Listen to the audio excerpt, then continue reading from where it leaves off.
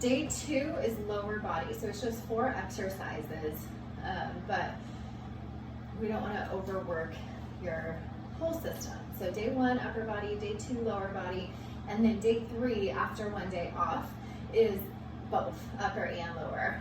So your first exercise for your lower body is sit to stand or body weight squats. A lot of times I like to do sit to stand because it gives you a little fuller range of motion than just a normal body weight squat, and it's a little bit safer because you have your chair behind you in case you get off balance.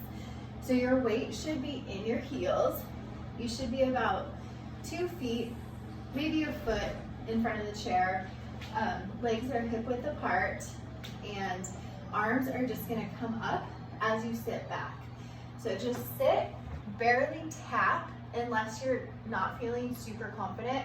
You can sit, stand up, sit, stand. You want to be just on the edge of the chair though, because it's not supposed to be, just sitting down and then standing back up. It's more just a tap and go. So same motion applies without the chair.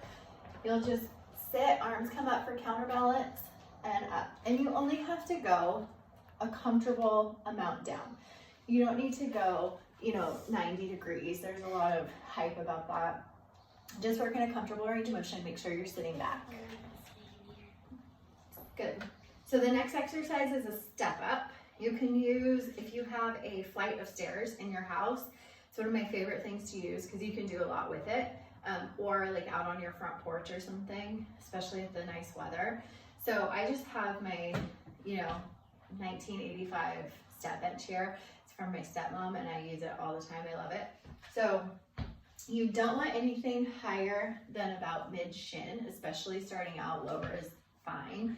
So you're gonna step up, lift your back leg into a little extension, come back down, lift the front leg, and repeat. So when you step up, you wanna do it with your full foot, and your weight should be pretty much in your heels, just like with everything else. The reason for that is it focuses more on your back leg, your glutes, your hamstring, instead of putting strain on your knee. So again, any step will work that's, 8 to 12 inches off the floor. So do all reps on one side and then switch sides. Next up is a side to side step out. So it's gonna be a little baby lunge. The more comfortable you get, the further down you can go, but don't worry about that right now. I'm just kind of working a comfortable range of motion.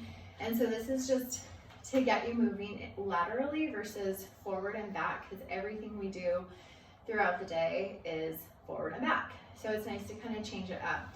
So step out here and then shift your weight all to that right leg and sit back into a little lunge.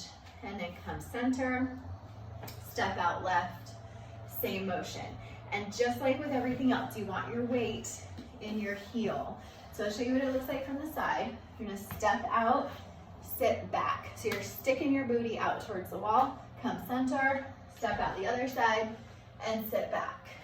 As you step out, you don't wanna come forward because it throws off your whole torso and puts too much strain on your knee. So just think about sticking your tush out and then coming forward. This will get your heart rate up a little bit too, which will be good. So your range of motion should be comfortable for you. It doesn't have to be all the way down. You can do a little step and tiny little bend until you start to get used to it. So your last lower body exercise for today is a seated leg extension. Usually you see people using weights. You don't have to. You can also use your band, but we're gonna start just body weight because I wanna kind of see how your body reacts to all of the new stuff at once, and then we can add different things to it.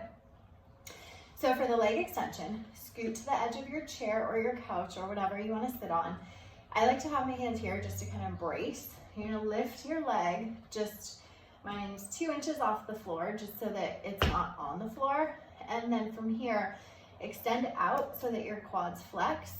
Bring it back, but don't touch it down to the ground, and extend. So you're just working through this range of motion 12 to 14 times. You'll start to feel, I'm already feeling it burn in my hip flexors and my quads. So it's just a body weight movement, but you can get a lot from it. And then switch sides after you've done all of your reps on one side.